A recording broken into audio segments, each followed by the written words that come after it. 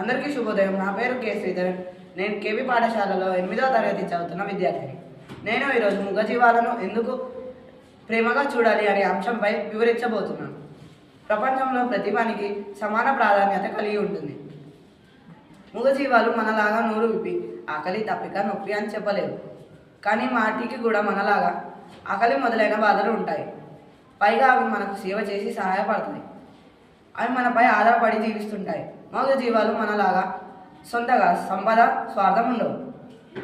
మూగజీవాలు మనపై అభిమానాన్ని పెంచుకుంటాయి కనుక వాటిని ప్రేమగా చూడాలి. సరదా కోసం వాటిని రాళ్లతో కొట్టడం, పటాసులు కాల్చి వాటిపై విసరడం చేయకూడదు. ఏ జంతువు మనని హాని చేయాలి అని అనుకోవద్దు. కానీ మనమే వాటి ప్రాణాలతో ఆడుకుంటాము.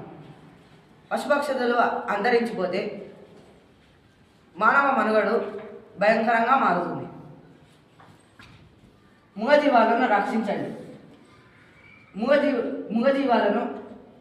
మూగజీవాల పట్ల దయగా ఉండండి.